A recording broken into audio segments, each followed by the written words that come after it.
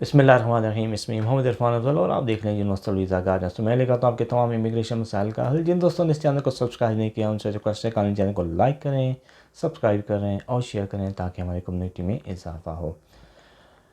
आज हम बात करते हैं कि what is the difference between pre settle status और सेटल स्टेटस, कि इन दोनों में क्या फ़र्क है और कौन से डॉक्यूमेंट्स आपको रिक्वायर्ड होते हैं प्री सेटल के बाद सेटल स्टेटस लेने के लिए, और इन दोनों के ऊपर आपको क्या राइट्स और ऑब्लिगेशंस है आप पे। तो जैसा कि आपको मालूम है कि जो कि ईयू नेशनल यूके में रह रहे थे 1 जनवरी 2021 से पहले, तो वो एलिजिबल थे कि वो ईयू सेटलमेंट स्कीम में वीज़ा अप्लाई करें और अपने लिए प्री सेटल या सेटल स्टेटस ले लें। जितना अगर वो 5 साल तक यूके में रह रहे थे तो उनको सेटल स्टेटस मिल जाता था, और अगर 5 साल से कम था तो फिर प्री सेटल स्टेटस मिल जाता है। तो what is it, pre settle status है क्या? एक्चुअली यूके इमिग्रेशन के तहत इसको कहा जाता है लिमिटेड लीव टू रिमेन।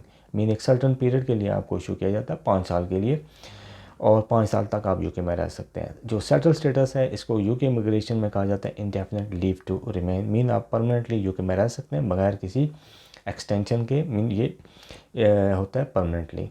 और who is it for, mean ये किन लोगों के लिए होता है?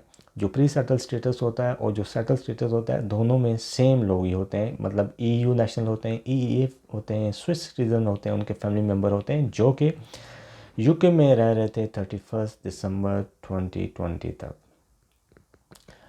और इसी तरीके से सेटल स्टेटस में भी इन्हीं लोगों को मिलता है। मीन स्पेशली ये यूरोपियन के लिए होता है। और how long it is granted, pre settle status जो होता है वो 5 साल का होता है। लेकिन ये मतलब ये नहीं कि 5 साल का मिल गया तो ये ख़त्म नहीं हो सकता। 5 साल के दौरान अगर आपने कोई मेजर क्राइम किया, क्राइम में इन्वॉल्व हुए, तो आपका ये वीज़ा रिवोक किया जा सकता है। और जो सेटल स्टेटस होता है वो होता है फॉरएवर।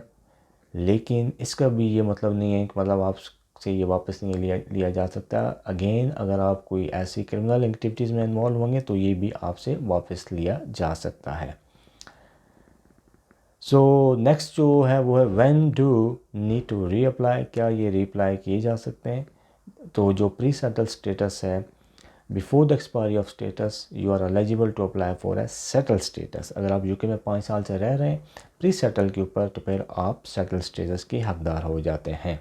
जो सेटल स्टेटस होता है वो तो फॉर एवर होता है, नो नीड टू रीअप्लाई, वो एक्सपायर नहीं होता। लेकिन अगर आप 5 साल से ज़्यादा यूके से बाहर रह रहे हैं सेटल स्टेटस के ऊपर तो वो ख़त्म हो जाएगा। जो क्या क्या राइट्स हैं आपको प्री सेटल के ऊपर, आपको जो राइट हैं, अगर आप 30 जून 2021 से पहले आपने एंट्री दे दी और प्री सेटल स्टेटस आपके पास मौजूद है तो फिर आपके पास पूरा राइट है, आप काम करें यहाँ पे बग़ैर किसी पाबंदी के रहें, हेल्थ केयर फैसिलिटीज़ को इस्तेमाल करें।